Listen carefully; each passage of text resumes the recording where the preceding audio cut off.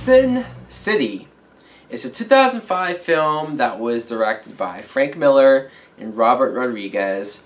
It's based off of the graphic novel with the same name, and the plot is there's actually three main stories going on. The first is The Hard Goodbye, where we meet Mickey Rourke, who is trying to avenge the murder of this prostitute that he was in love with. Next, we have The Big Fat Kill, where we basically see this street war go on between these prostitutes and the mob. And last, but certainly not least, we have That Yellow Bastard, where we see Bruce Willis, who's one of the few honest, good cops out there. He saves this 11-year-old girl from being raped and killed, but of course, he pays the ultimate price, where he gets the blame for it, he gets locked in jail, and so many years later, these guys are not done with that little girl. Now, what I think of Sin City is, I really enjoy this film. Now, where do I begin? Let's talk about the casting, because there's so many great actors, and the stars in this film is insane to think about. There's Jessica Alba, Benicio del Toro, Brittany Murphy, Clive Owen, Mickey Rourke, Bruce Willis, Elijah Wood, Michael Clarke Duncan, Rosario Dawson, Rutger Hauer, and Jamie King. Wow. And that's just to name a few. Let's get into some of these stories, though.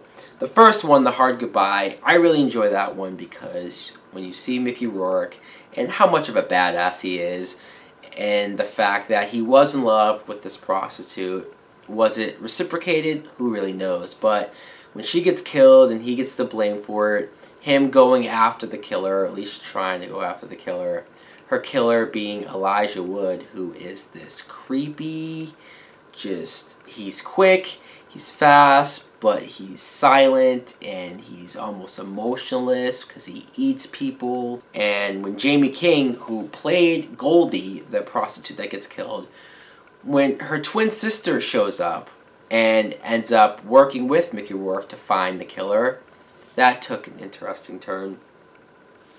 The Big Fat Kill, that's where we see Clive Owen, who is this character that I guess is wanted for murder, so he went and got plastic surgery, and he's hooking up with Brittany Murphy, but she's caught up with Benicio del Toro and that gang, so when he interferes with that, they end up going to this place where it looks like the prostitutes have taken over this area. They run the streets, they make the rules, they kill whoever they want, whoever gets out of line.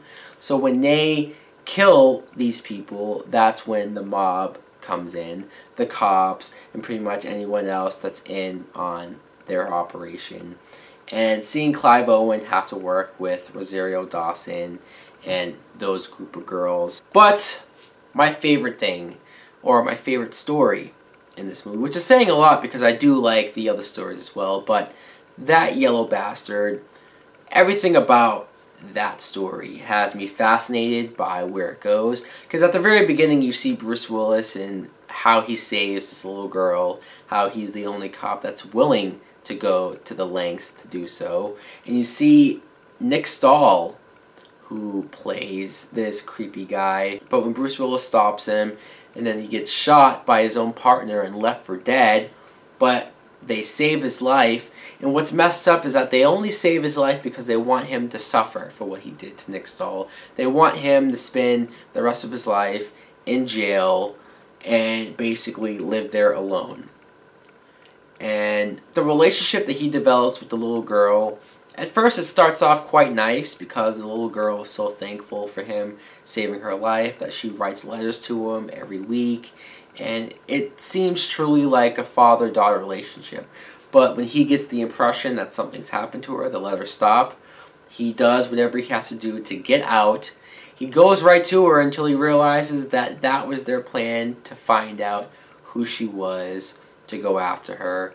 And when you see this yellow bastard, it's probably the creepiest character I think I've ever seen in a movie. But the way he looks is he has yellow skin and he's all deformed and disfigured and just how grotesque he is. And even his motivation, just what he's willing to do to Bruce Willis and the little girl, who is now grown up, 19 years old, Jessica Alba, who's a stripper now.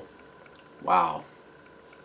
And when I say that their relationship, Bruce Willis and Jessica Alba, it started off innocently, but now that she's older and she's been in love with him this whole time, she immediately wants to be with him. And it's insanely awkward because he recognizes that this isn't right, that they shouldn't be doing this, but it's Jessica Alba, and she's coming on to you hard. How can you turn that down? And I remember the very first time I saw this, and when she gets kidnapped by the yellow bastard and Bruce Willis desperately trying to get to her, but it looks like he's not going to make it. All of that really had me on the edge of my seat. Also, the style of this movie. How can I go without talking about the style of this? Look at the way it looks. It's mostly, for the most part, in black and white.